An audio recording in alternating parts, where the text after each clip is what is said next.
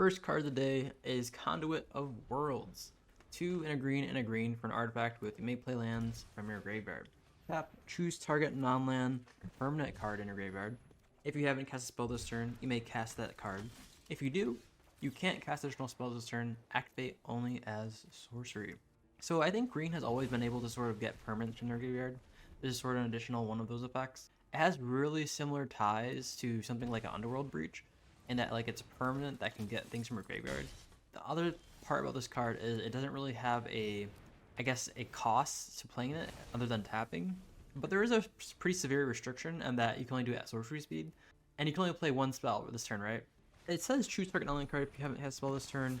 You may cast that spell. If you do, you can't cast additional spells. So I'm wondering if you rule of law yourself after reading this again. Like, once you do cast a spell and it gets countered, can you maybe untap this and cast it again?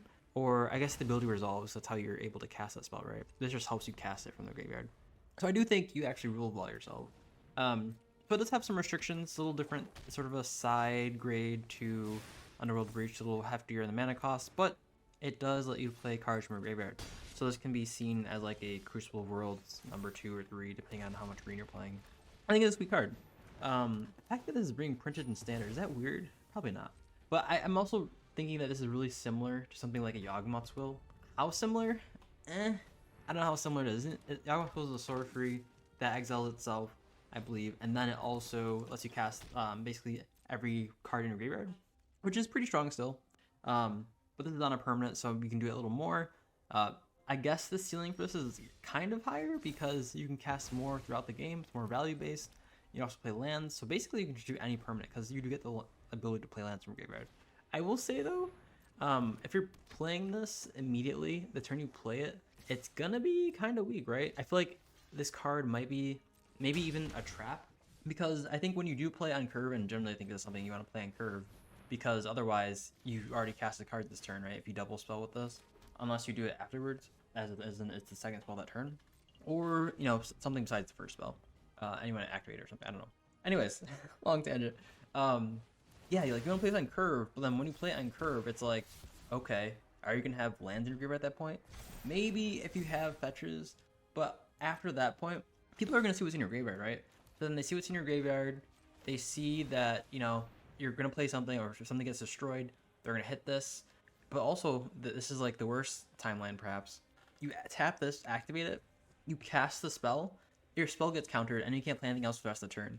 You're like actually rule of lawing yourself, like actively rule of lawing yourself. I guess it sort of depends. Like, is there one card that you want to play so much? This could be like the second copy, right? Because if that card gets countered, you can play Conduit of Worlds. Then you can wait a turn, as long as it's a permanent. You can play it again with Conduit of Worlds. Do you want an extra copy of that card? I don't know. And the means to get that extra copy is kind of rough too, because you have to tap. You can only do it once every turn, right?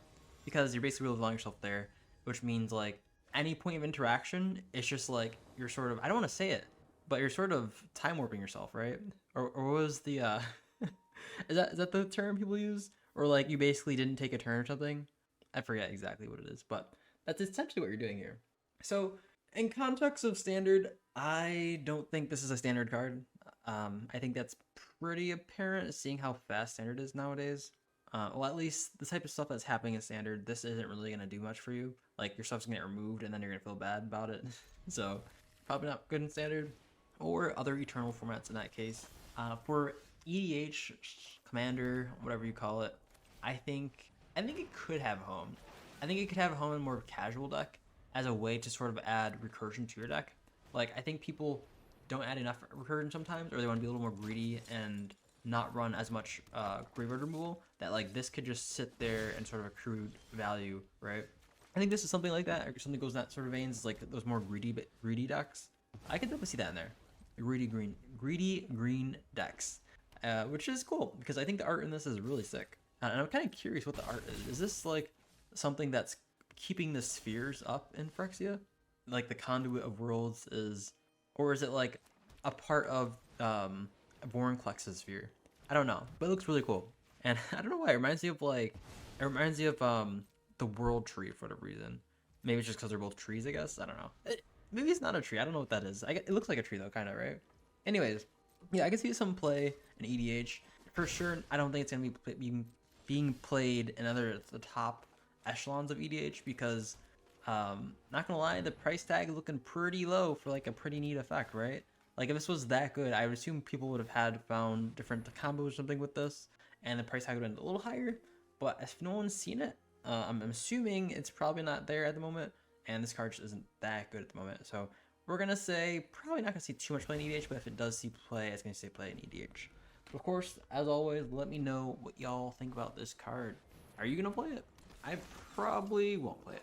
Just don't have any green deck though. Alright, next one is Green Sun's Twilight. X and a green for sorcery. Reveal the top X+1 cards of your library. Choose a creature and or land card from among them. Put those cards into your hand, the rest of the bottom library in random order. If X is 5 or more, instead of putting those cards onto the battlefield or into your hand and the rest of the bottom library in random order. I think this is like a pretty fair version of like sort of like a weird entwined tooth and nail. But of course, this doesn't let you get every card. And if X is any bigger, I'm assuming you could just have played a better card. But this does, you know, potentially get you 2 cards for 1 card, right? It's potentially a draw to if your deck is a high density, which is like creatures to lands. I generally don't think this card is too good. I think this probably won't see any play. Not to poop on everyone's parade, but like I just don't think this card gets that much play. I think it's probably one of the worst of the Twilights, but I could be mistaken here. Like if you can put like infinite mana into X, you can just like win probably. Get any creature of your choosing, get a land of your choosing, and just win. But I feel like it can be said for any other card you want to put in here, like any other card that would have like drawn a card, because essentially I'm guessing what's gonna be played for mostly. If X is too big, it's like you probably could have played something a little bigger, like I'm thinking of Azuri's Predation on the top of my head, but it's not Azuri's Predation. Any card like any sort of Genesis card that like puts cards on top of your library onto the field, and like you're in green, so like X is gonna be big. But maybe the fact that X has to only be 5 or more is probably where you want to be. Or maybe if you're playing a low green deck, you want to play this. Like you're playing 3 colors and green is one of the colors, and it's like mostly creatures, like a Naya deck. Maybe this could see some play in that. But sort of assuming it's like a tall Naya deck, because you want to put in something juicy, right? You could do something like, I don't know what kind of Naya deck wants this, because if X is like 3, this Genesis is like X. Green, so 3 green pips and an X. You look at top 3 cards of your library, you put a permanent or a mana, or yeah, I think it's a permanent of that, just a permanent, right? Is it a permanent? It has to be permanent and that mana value, I believe. I don't know exactly. I don't play enough green, okay? I feel like this is gonna hit a little bit more in that case. So like the floor is a little bit higher in this case, I feel like, but the Genesis is a little higher ceiling. Oh, I guess a lot higher ceiling because you just play a bunch of stuff. The ceiling for this is like quite low in comparison. So I don't think it's gonna be that good. Maybe it'll see some play in EDH just because it could be like a budget option, but I don't think it'll see too much play in standard. But let me know what y'all think. Next is Nissa Ascended Animus. 3 and a green, Phyrexia. Jeez, that's 7 mana. Legendary Planeswalker Nissa with completed. +1, green X green Phyrexian Horror creature token with X, where X is Nissa Ascended Animus' loyalty. Interesting ability. -1, destroy target artifact or enchantment. -7, until the end of your turn, creatures you control get +1/+1 for each force you control and gain trample. 7 loyalty. This is a really interesting effect because the +1 creating a token, like a very big token, assuming you're at, I guess 7 mana or at 5, I guess, when you're playing this. And this will be a 5/5. Like it'll enter the battlefield and it'll create I guess it's a 6/6 too, right? Because it's loyalty. I think that's interesting because if you don't have any way of like interacting with the actual planeswalker, those big creatures are just gonna be like on the field. Like they're just gonna be blocking the way. I don't know if it's gonna be any good against like aggressive red decks. I feel like 5 is a lot of mana to get to.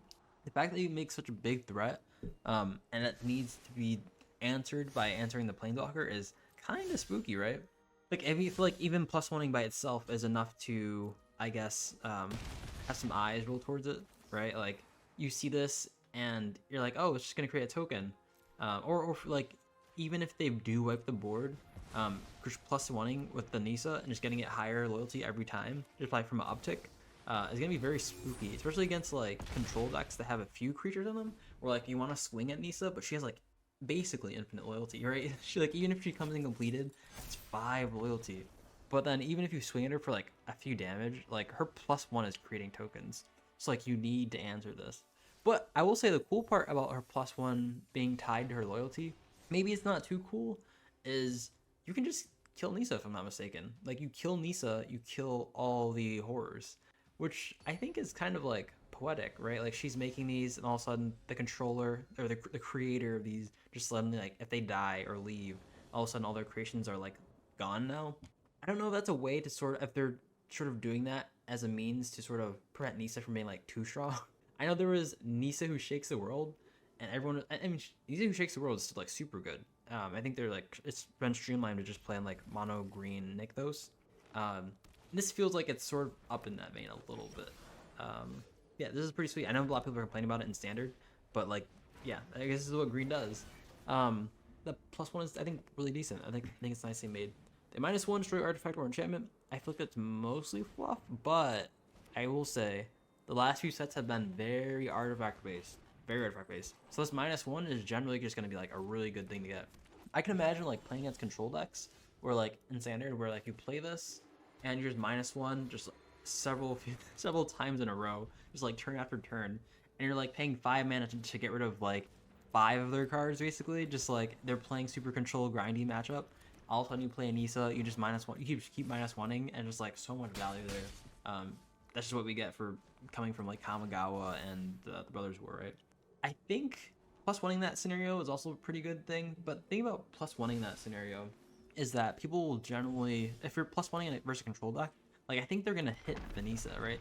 Or you could bank on them not having that way to kill Nissa and just start swinging in for damage. So like the first few turns, I guess with Nissa out, it'll make like a 5/5. Okay, and you swing. Next turn you'll get a 6/6. You swing with both of them. They're already at less than a third of their health, right? They're like 5 or something, so that's 15 plus damage at that point. I think it's 17, if I'm not mistaken. That's a lot of damage. That's a lot of damage, and it only gets worse. But I feel like at that point it's like you're already good enough. You're already good enough. But I guess you really want some like super big creatures, you just have to keep plussing it. But the redundancy is good. This is like basically card advantage or virtual card advantage, which is definitely pretty strong against like control based decks. Talking about virtual card advantage, creating a +1 off of Nissa, like a 5/5. Ooh, 5/5 for 5. Isn't that like in green?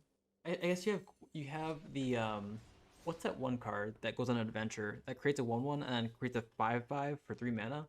You have that at 3 mana, but the downside is you play it on turn 1 and then turn 3, and you can't attack unless you have a 1/1. I would like to think a 3 mana 4 mana 5/5 is possible. I could be wrong here, but in green I think 4 mana 5/5 is possible. So that +1 I think is generally generating around 4 mana value. Not too shabby, not too shabby. So this gets its mana value out really quickly. And I assume it would for like a 7 mana planeswalker. If you're counting the completed, I guess you should count the completed as part of the pips. But yeah, I think it's a decent card. The -7, not too much to talk about. I think it's just like generally good in EDH, where like you want to play something like a Craterhoof effect. But this is probably going to be only in those mono green decks, because until end of turn you get a +1/+1 for on each creature for each forest you control. So if you're not playing 20 forests, they're only getting like +2/+2 or something like that, right? So not the best, but yeah, I think it's a cool card. This is definitely one of the, in my opinion, the more interestingly created. And it's weird too, because it doesn't seem like it's that interesting, but I think it's pretty, I don't know, it's pretty different in the design, I think. But that's me, of course. What do y'all think? Run Breaker of Silence, 3 and a green for legendary creature troll shaman. This spell can't be countered. Trample. Run Breaker of Silence can't be the target of non-green spells your opponents control, or abilities from non-green sources your opponents control. I guess your opponent control. As long as your turn, Thrun has Indestructible, 5/5. This is an interesting card, because I guess not that interesting. It's sort of your basic green hate against blue, because it can't be countered. It's coming in big, so you have to tap out if you're in blue to get rid of this thing if you really want to. And at 5 mana, I guess that's around where you're going to see Teferi and something like that. It does have trample, so it can't be chump blocked. I imagine people are going to end up, going to like throw some chump blockers in front of it with like the Wandering Emperor, just to stop some damage.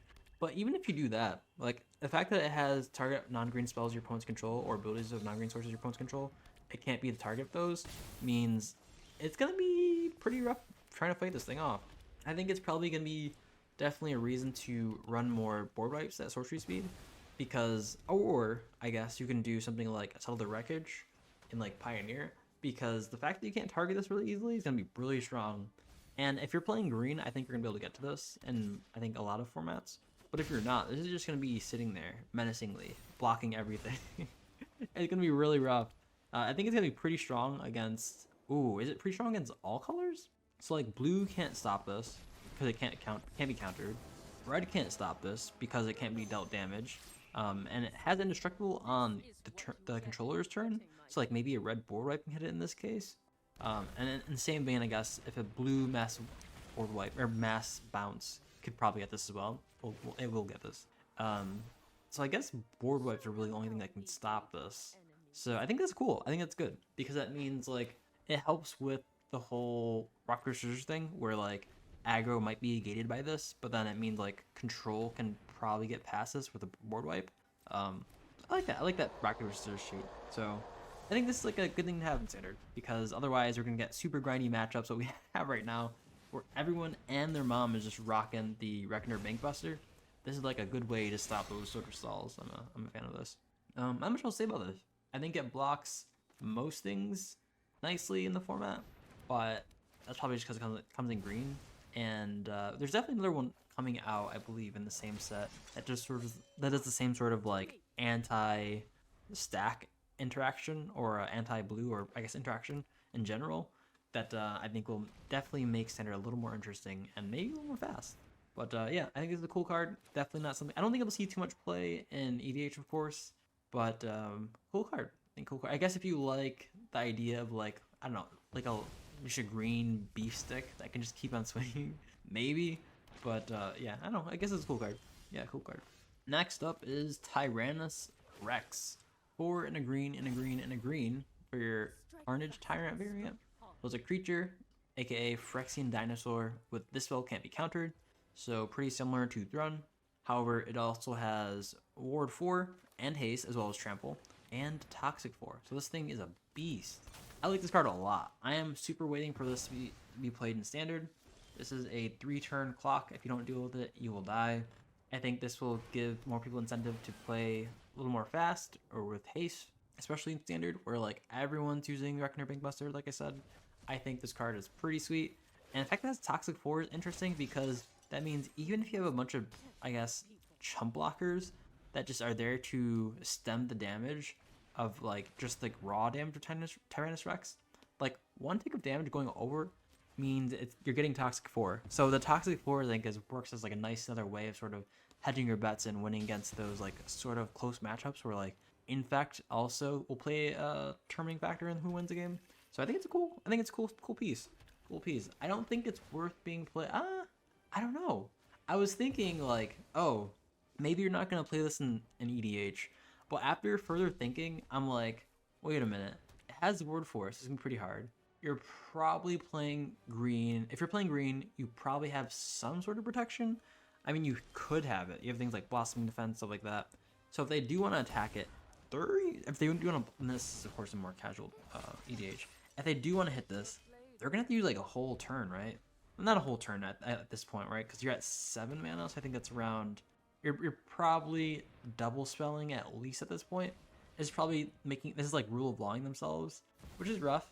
But also 8 damage per swing. That's 20% of your health in Commander. I think that's pretty good. Pretty good. It has Trample, so even if you don't, I guess even if you don't get the whole because of like life gain or something, you don't get there with damage.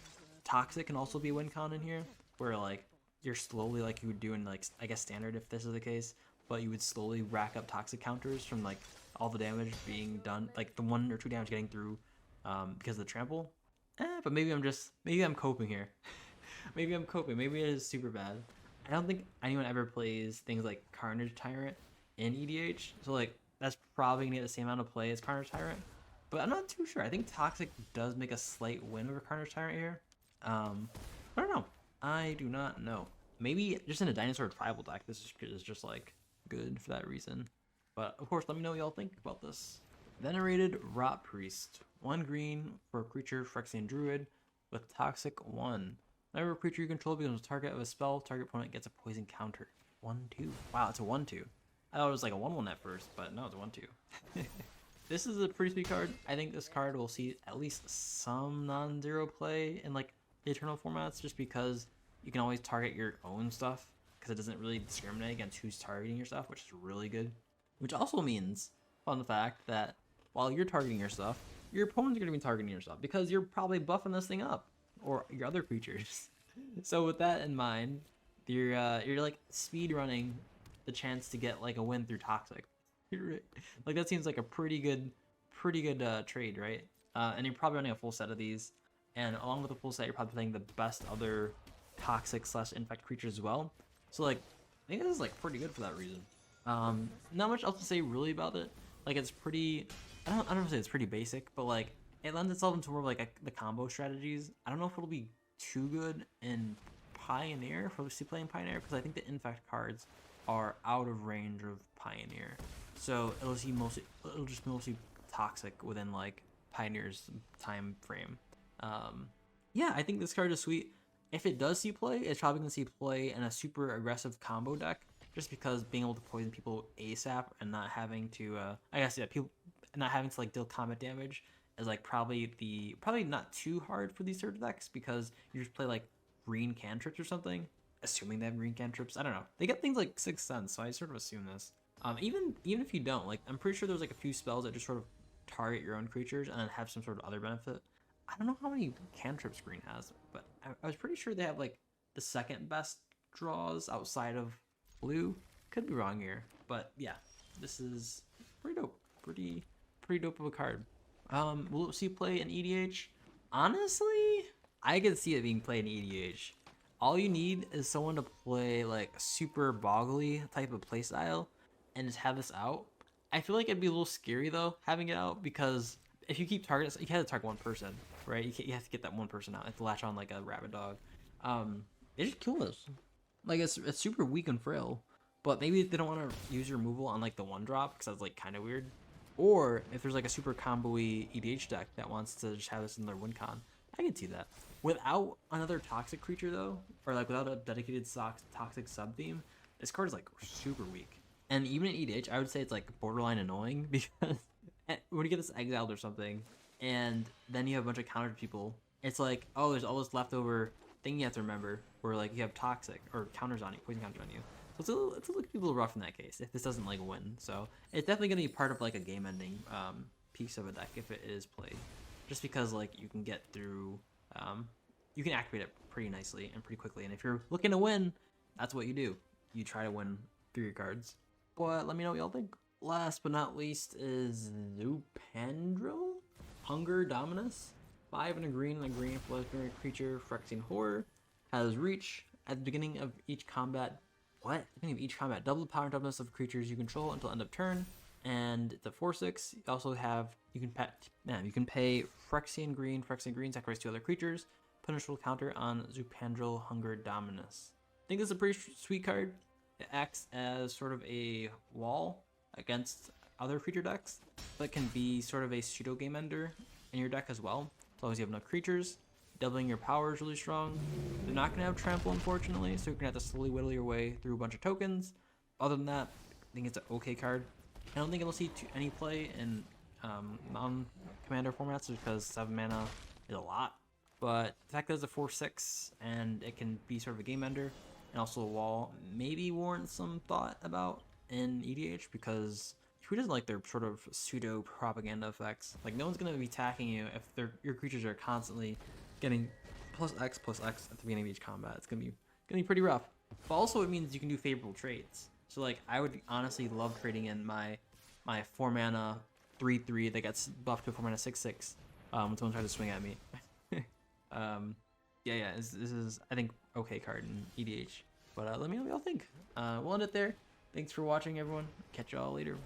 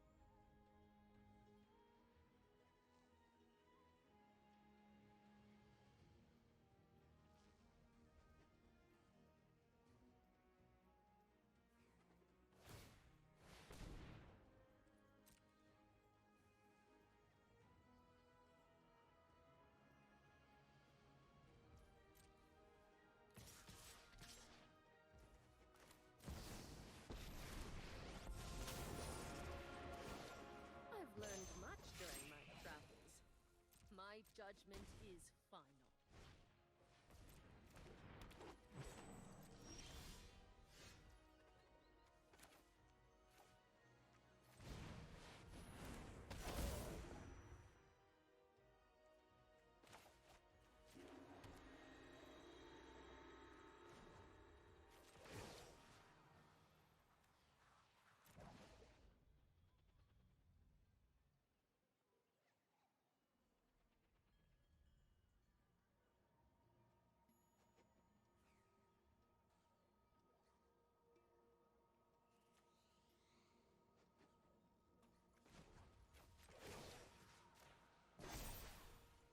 I have got new moves to teach you.